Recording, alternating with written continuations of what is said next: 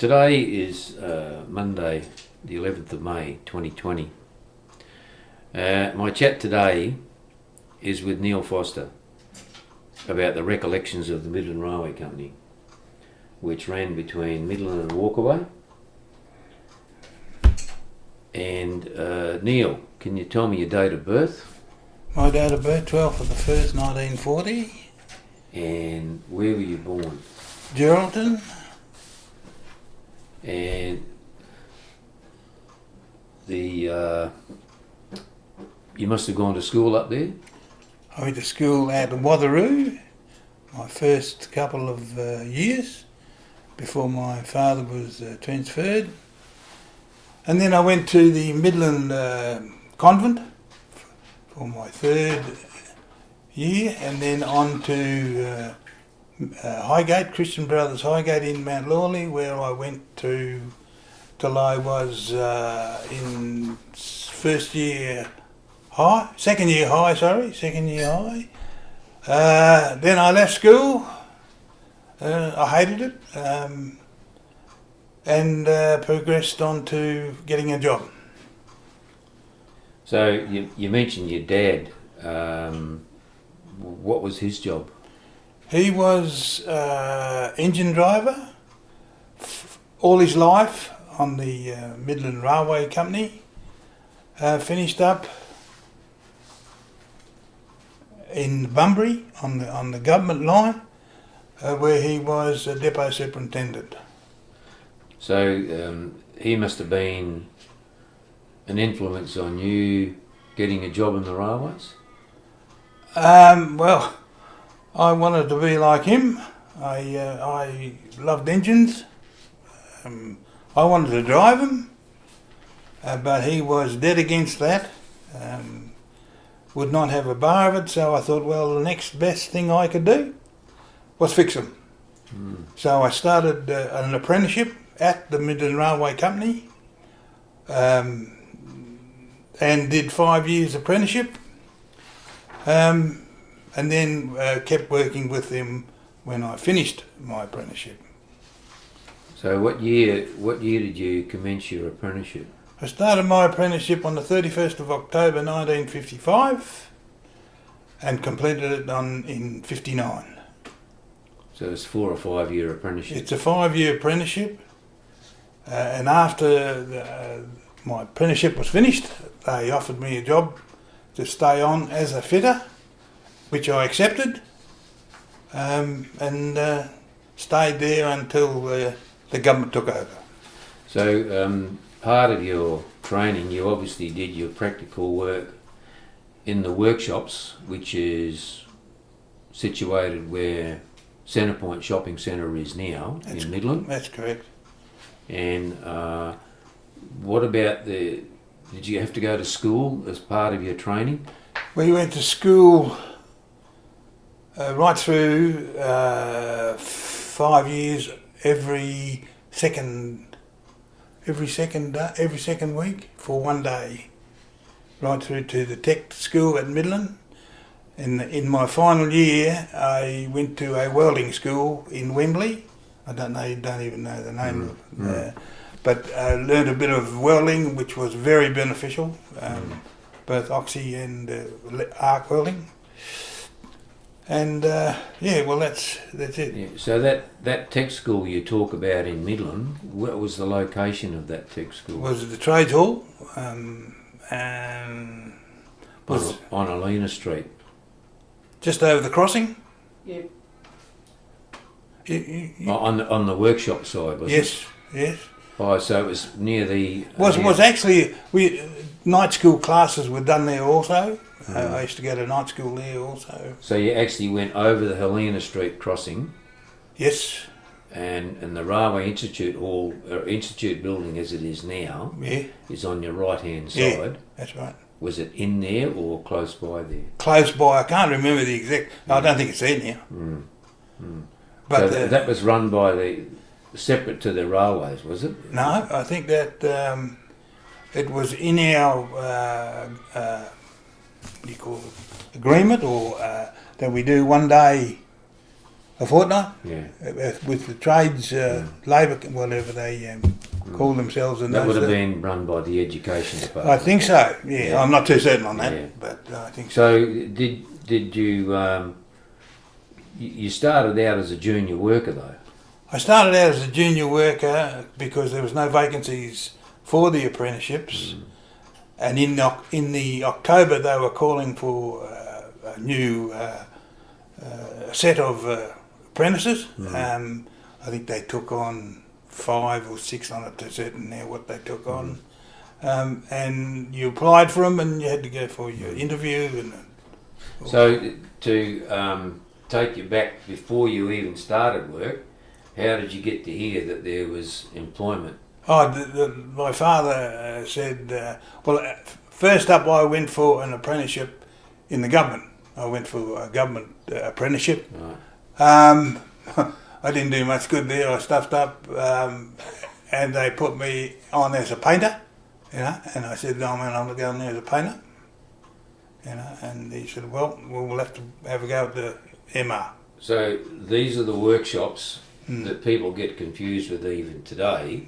The workshops on the south side of the railway line, that was the WAGR workshops you're talking about. That's for sure. That was the WAGR. A lot of people get all this WAGR and the Midland Railway mixed up, and they're saying they did this, they did nothing. They had nothing to do with us, with our apprenticeships, or anything else.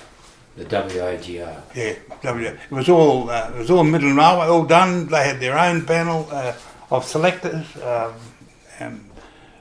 interviews, everything. Nothing to do with the government. So you went through an interview. So your dad recommended you to go and see someone to do an interview. Yep. To be employed as a junior worker. No, nothing to do with junior working. You just went to a works foreman. Oh yeah. Who was, and you just applied like anything else. You go to an office and is there a vacancy? My old man told me what, where to go and what to do and all that sort of jazz. And I did. I started and went from there. The Midland Railway Company was a very family orientated place, wasn't it? Very family. Very. I knew everybody in the workshops. By the time I'd finished the course, there was about 150 to 160 employees in the workshops themselves. Just the workshops. A lot of other staff everywhere around the place. Yes, I knew a lot of people up and down the line. Because I did a bit of work up and down the line, chasing engines and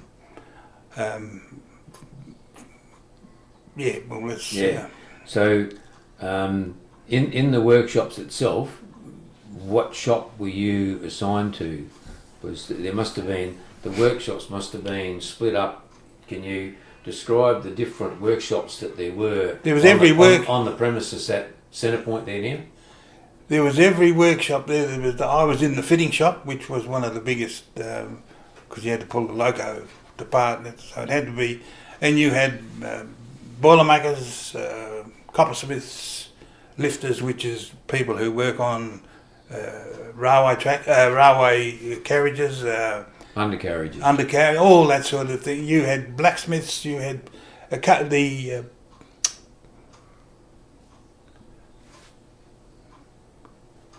the turning shop was quite a big one. We had apprentices, quite a few. Oh, when I say quite a few, we very small, 2 or 3 apprentices. But they used to make everything there, everything, like the government. We used to make everything. So when you first started there, the majority, all your work would have been done on steam engines. My work. Yeah. Yes. My first lot of apprentice was on. We got shunted around from different in the workshops themselves. Like we used to go and do so much time in the trolleys, fixing up all the purway stuff, maintenance. We'd do a term with the maintenance fitter. He would general. Any generators and mechanical stuff around the workshops. Yes, You worked on. we did. What about the running gears of the steam engines? Yeah. You worked on the running gears. Oh yeah, all the different rods and all the different. Did you do much turning? No, I did none. Right. I had nothing to do with turning. That was all done by the turning shop. They had apprentices in there. No turning. And when a locomotive came in for did you ever partake in a general overhaul of a locomotive? Oh yeah, pulled apart. Yeah. And can you describe that process from your point of view, from a fitter's point of view? Well, you'd pull different sections apart. Like you take all the rods off, you take the wheels out, you lift the frames off, you take the boiler out, you take the tender off, take it apart, take everything. When it was done, it was just the frame, with just 2 sheets of thick down the. When you pulled everything apart. When you pulled everything apart, it was just one layer of metal. And was the boiler transferred to a boiler shop? Yep. Or it was? They had the boiler shop of anything to do with boilers or any. They'd had to pull the guts out of it and take it into their place. How would they transfer the boiler? Just by hand. By hand, or was it by... On the trolley. You stick it on the trolley. Trolleys. Yeah. There was no overhead cranes? There was an overhead crane, but it didn't go from shop to shop, if you know what I mean. Right. It had to be manually, most of the stuff in the MR. So they put the boiler on a trolley, on a wheeled wagon, on tracks, and transferred it from one... I don't know whether they took the complete boiler. I was never ever involved in boiling. Our part of the machine, of the engine, would go somewhere else. You'd go and work with the bloke who was doing rods, putting new bushes in, putting all that sort of thing. Oh, yeah. Another bloke would be doing the turning work, the piston work, the rings, all that sort of... Yeah. It's done in different... sections, different parts, different people, different... You remember who your foreman was? Bob Bradshaw was my foreman. The foreman itself was Digger Thomas. He was in the main office, but Bob Bradshaw was the leading hand fitter, we used to call him. Oh, yeah. And he was in charge of the fitting shop.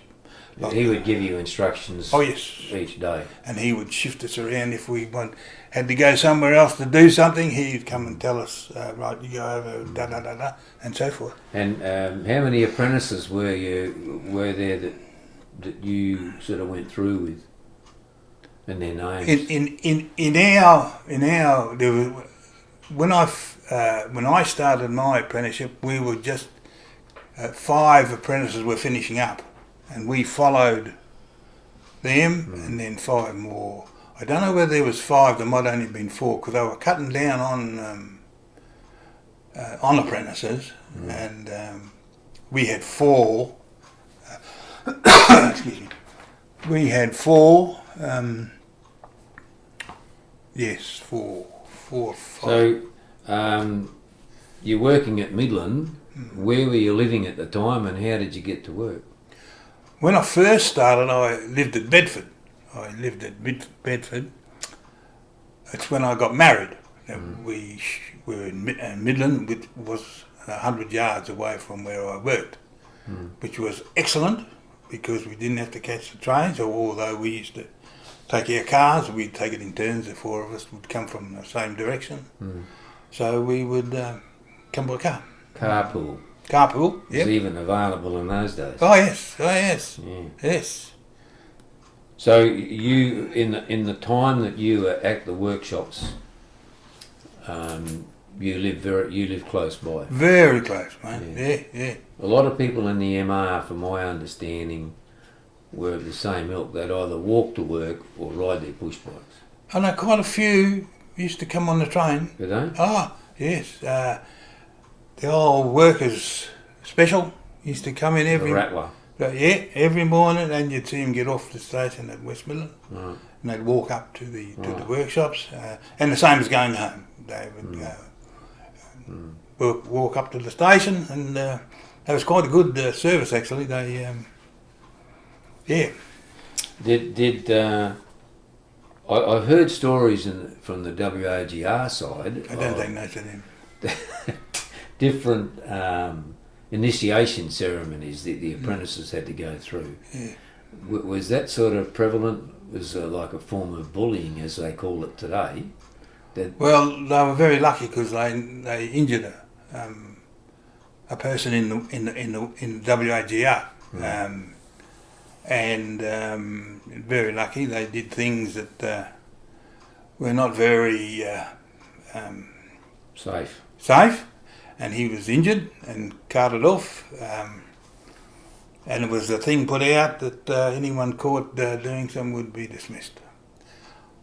We used to have a big blacksmith tub, and we all used to go in there at Christmas time. All the apprentices, that was let go. Nobody worried about that. They filled it with water. Water, yeah. It was their big tub that used to cool things down in, you know. But when we used to get chucked in there. Yeah. But that was nothing. But that went out also. That I don't think we could be bothered chasing them, you know. And as time went by, that sort of stuff. It has stopped. It was a past era, wasn't it? It was terrible, really, you know. And I was never had a go at. They would have wore something if they did, but they didn't. Yeah. So that was passed on, and it was never ever done again. I never ever seen anything. But it used to be quite ugly. Yeah. And was there any social club or social life that took place? We had our social club. We had Father Christmas. We had raffles and all that sort of thing. Which we had a good. It was all internal. Right? Yeah. Oh yes. Did you ever have a yearly picnic or? No. Because the WAGR workshops. We used to have Did we? I used to go to Coogee with Dad. Many years ago, yes, we used to go to Gingin. Oh, okay. Years ago. I mean, I was... Yeah. Well, that was when Dad was on the job. Yes. And used to go up there by steamer, full carriage, full load, excellent. But that was... done away with years ago. Yeah, the special train. Special train, yeah. So, you spent most of your time learning about the steam engines, but it was nearly half and half. As time went by, the Midland Railway Company purchased the F and the G class diesels. Diesels, yeah. Did you have to undergo training at Tech, or was it all in-house training to learn the different techniques in maintaining diesel locomotive? Our lot of apprentices were a little bit stiff in one way because we had half and half. We never learned a full apprenticeship on steamers or a full apprenticeship on diesels. We learnt bits and pieces as we went along. No, we were never fully, what you might say, taught in a certain... but we got there. You followed the tradesmen's... Yeah. Because the tradesmen's probably would have been the ones who underwent the training, and then they were to teach you. A lot of those tradesmen that we were the ones that didn't really have a 5-year apprenticeship. They came in, they called it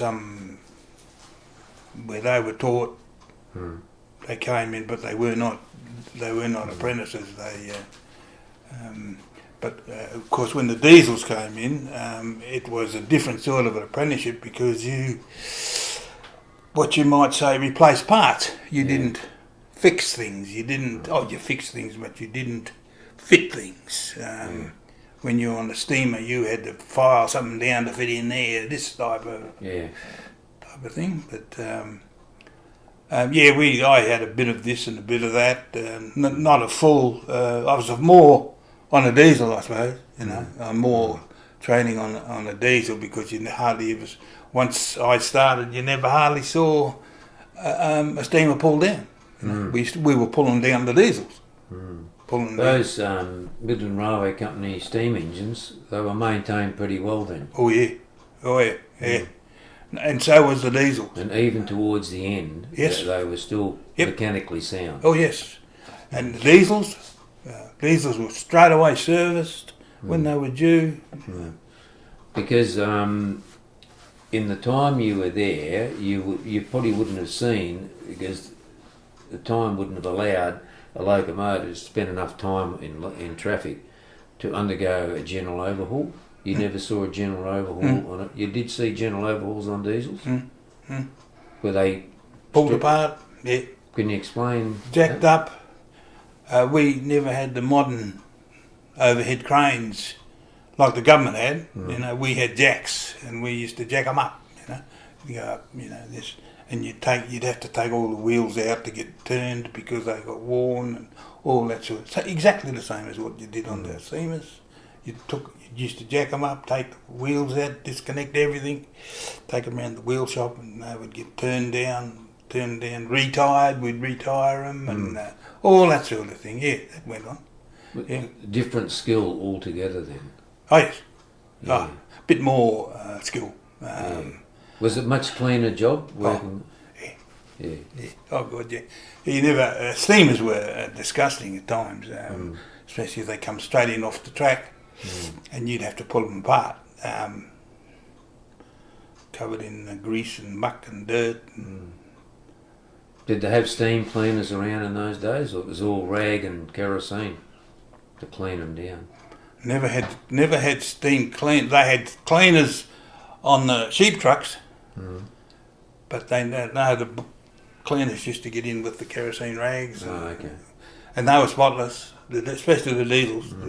You could have eaten your tea off a diesel floor. So as steam gradually decreased, what did they do with the steam engines? I don't know.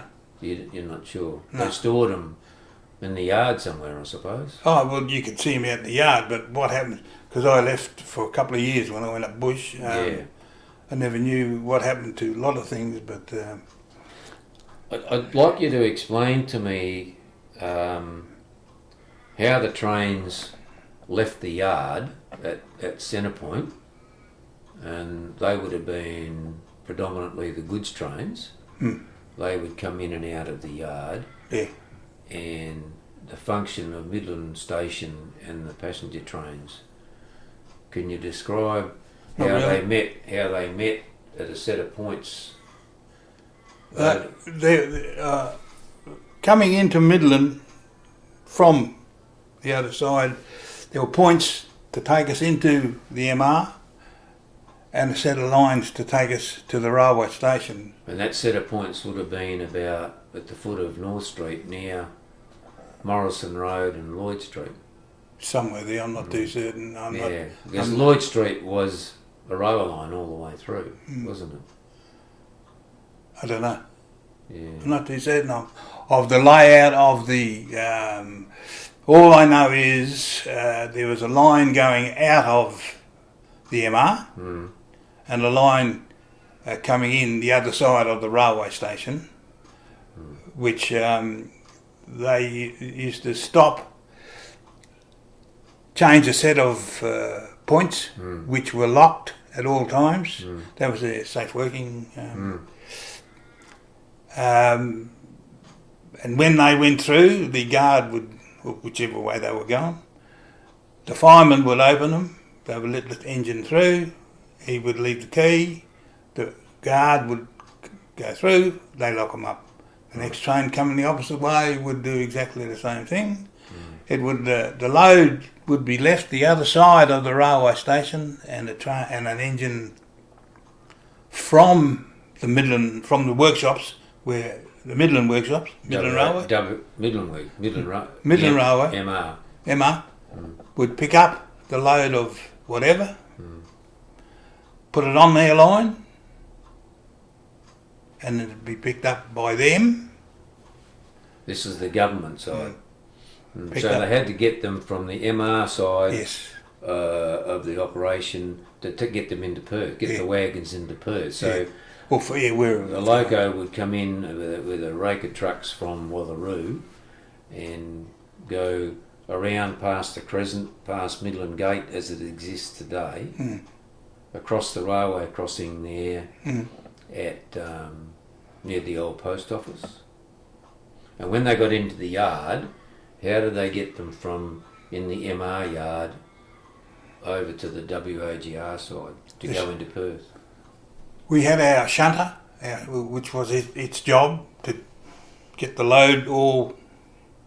Would pull this, the main load would be dropped off in the MR, would be picked up by the shunter, taken over to the other side, which where the government line was, over there, picked up by a government engine and taken into Perth. Oh, right. Or wherever it went, I don't know.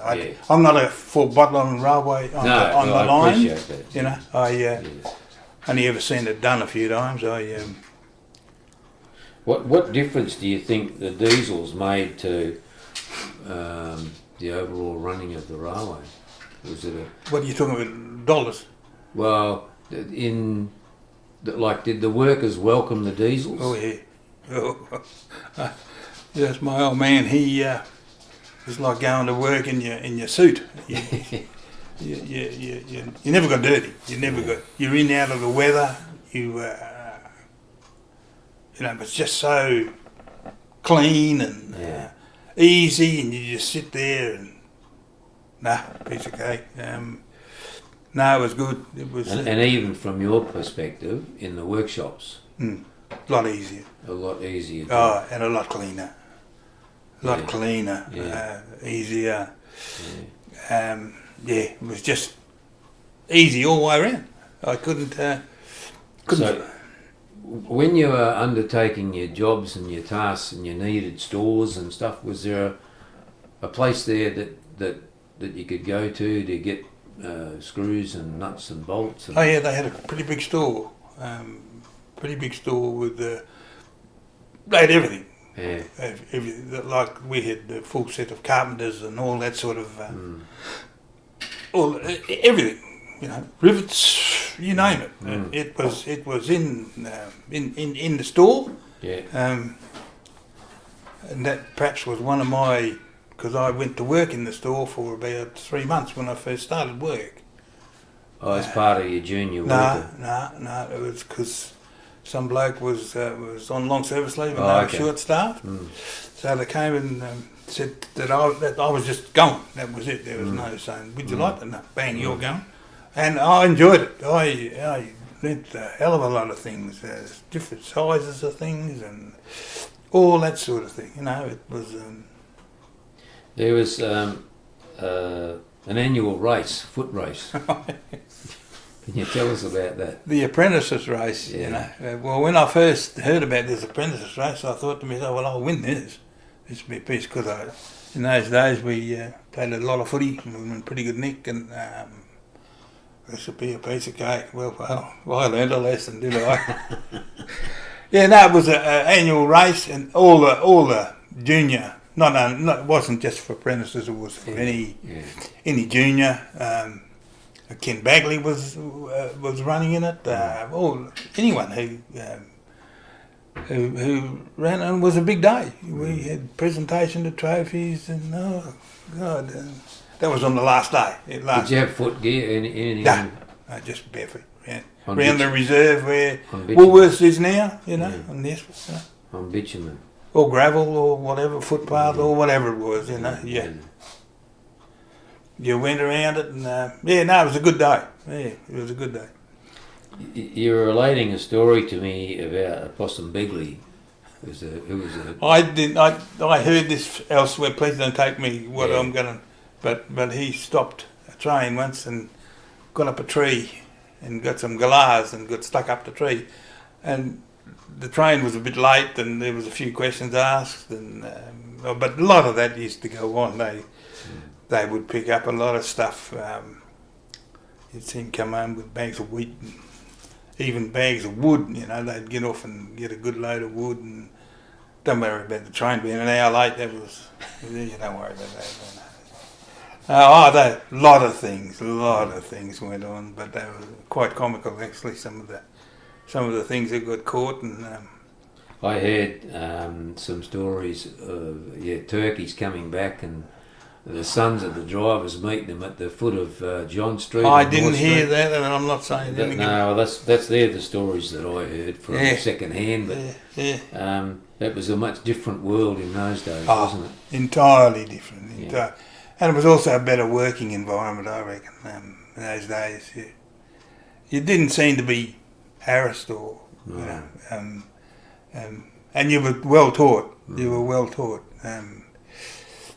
I enjoyed my apprenticeship. Yeah. I really did. Learned a fair bit, learned a lot. Yeah. And the time I was I went to, transferred to Minginoo, had a ball, had an absolute, loved every minute of it, was up there by myself, was good. I had the old girl with me. But you were working at the time in the workshops where Centrepoint is, and how did you get wind about Minginoo? There was no wind, it was just you're going to relief. That was the first time I heard anything about. I didn't know much about Minginoo. The bit that I heard was from my father talking about it and but started to hear a few things then, so I had to go and relieve Arthur Valley up at Minginoo, and I wasn't too keen on it. I wasn't a full bottle on the diesels, and I had to read a bit and find out. Anyway, away I went and did a couple of weeks and came back, and I thought, oh well, that wasn't too bad. And the next thing I knew, the annual leave was due again, and I was told I was going again. So I thought, oh well, I've been there, they'd done that, away I went. And after a few more months, I was told, well, you've been transferred to Minginoo. Who would have told you that? Bob Bradshaw, my boss, he was then the works foreman of the whole workshop. He had been, Digger Thomas, who was, when I first started, retired, and Bob Bradshaw was promoted to this position of the works foreman. So I was on my way. So I went to... This would have been 1962? Late, when was it? It was late, it was about that. Yeah, 62. So you were qualified as a mechanical fitter in October 1960? Yes. So you were a mechanical fitter in the workshops? Yes. And so you were fully qualified? Oh yes. And you set up, but you just felt you didn't have that experience? No. And I didn't have the knowledge of the fully... I mean, it's... Got to understand it's electric... It's electric as well as a motorised, and it's all run by motor onto electric motors. And you've got to know a bit about electricity. Well, I knew nothing, So you just got to find out. I mean, I knew nothing when they put us on the night shift too. I mean, locos used to come in, and you'd have to work. But down in Midland, it was different because you could call in an electrician.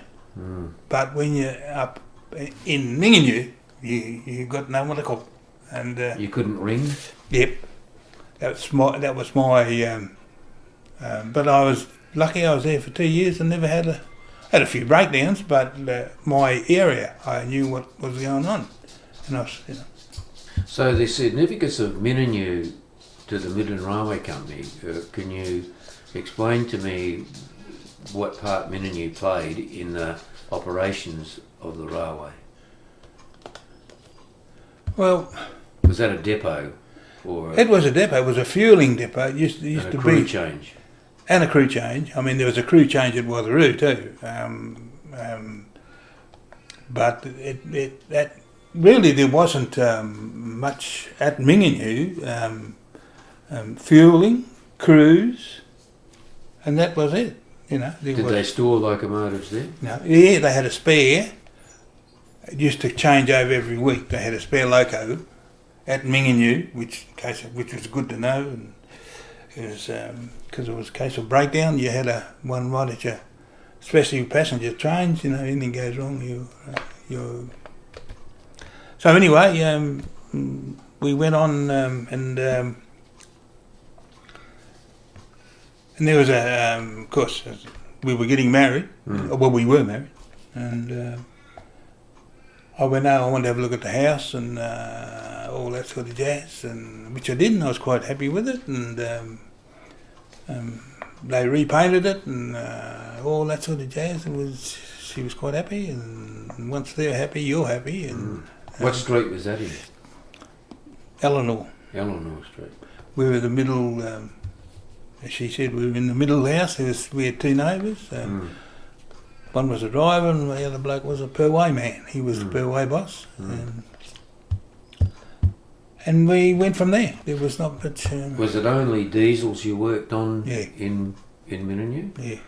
So every train that came through? No, not every train that came through. The only train that came through in my working time, which was 3 o'clock until 11:30 at night, I would go over. I wouldn't do nothing. I would just check it over, fuel it, whatever, see everything was all right, and away I'd go again. That was my work. Right.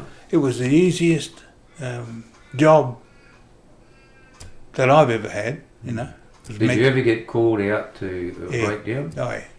A few times, not much. And you were the man? I was the man. Yeah, we had a few, we had a pretty big derailment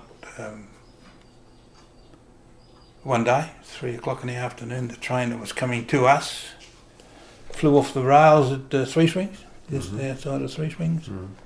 And I had to go to it. Because of the oxy work, I could, no one else could do it. And the lifter, we had a lifter at Minginoo also. He was permanently full-time. And we went together to... So there would have been a station master at... Well, yeah, they had a station master, afternoon SM and a night SM. So how many people would have been employed by the railway company in Minanoo, do you reckon? We had a full gang for a start. 3 on the station, 3... officers? Yeah, me and Peter Desmond was the lifter.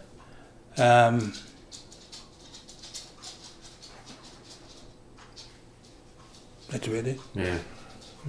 So, working life couldn't have taken up all your time in Minanoo. You must have had some sort of a social life? Yeah, I worked on the farm. I got a part-time job on the farm and loved it. So your hours again were...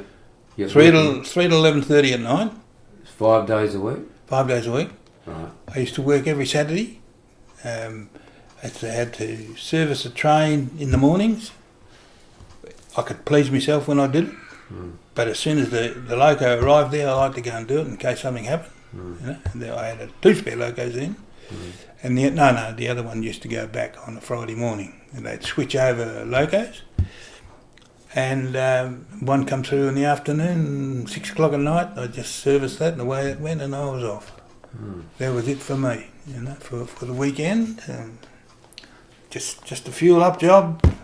Walk around it, check it, see it. Who were you responsible to? Who did you have to report to? Nobody. Nobody. No.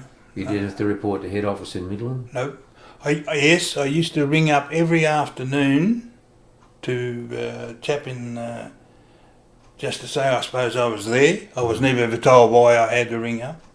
But that was the easiest thing to do, was just to ring up and say, "G'day, you go and see," and that was the finish of that. But other than that, I would, if I had a breakdown, which a couple of times I did, I didn't know how far I could go. I just used to ring. Bob Bretcher was the man I used to ring. So. Okay, yeah, do that. Yeah, not a problem. Yeah, catch you later. Bye. And that was it. That was it. So you must have had faith in you. Oh yeah. Oh yeah. So your time on the farm, you must have got to know a few cockies up there. And Oh yeah. what sort of work did you do out there? Anything that had to be done. Like I used to do most of the tractor driving, ploughing, dry seeding, burning off, driving trucks, anything. You must have been handy as a mechanical man too. Oh yeah, knew me way around. Yeah, oh yeah. I had. So was it just one farm you went to? Well, that's the only time I had. I didn't want to do too much, right? Yeah. Because I wanted to, I don't want to work my guts out, and No. I was quite happy with this. I wouldn't go every day. I wouldn't It's go. like a seasonal thing, Yeah, anyhow. it's only. But in the meantime, of footy practice and a few other things going on, it's enjoyed it immensely. So you played footy up there. Oh yeah, Who was that with? Minginyu, it's called Minginyu. Open competition. Yeah, Donga and Three Springs, Carnama, Karoo, all. So you'd have one home game and Yep. one away game. Yep. What was the ground like you played on? Good. Played up in rough in places, but what isn't, That would have been a pretty good social life. Oh, yeah, afterwards we used to have a ball, Yeah. Yes, no, we, the women had a good time. They reckon it was all right. Yeah. Country life. Country life, mate. You cannot beat it. And I was so disappointed when we were going. Yeah, I really was. I wanted to stay there. As I said, I got a job with the Shire, doing their electricity making type thing, But I couldn't stand it. It was not my forte. So If I can just take you back a step to your social life, and the summertime must have got pretty hot in Mindanao. I loved it. How did you? And we liked it. No, I didn't worry me a scurry. Did they have a swimming pool in Mindanao? No, So what did you do for a swim? didn't. Into Dongra. How far away was that? 30 k's? No, 30 minutes. 30 minutes. Yeah. Well, we went. We never went there much during the week. But on the weekends, We did. Well, you go as a group. No, we'd meet there. We'd meet there. And what would you do at Dongra? Just have a swim. Have a swim in the ocean. Beautiful. Lunch there. Few drinks. Catch any fish? Yes. Not many. I didn't want many. Every Sunday we'd go and get home about 9:30, 10 o'clock at night.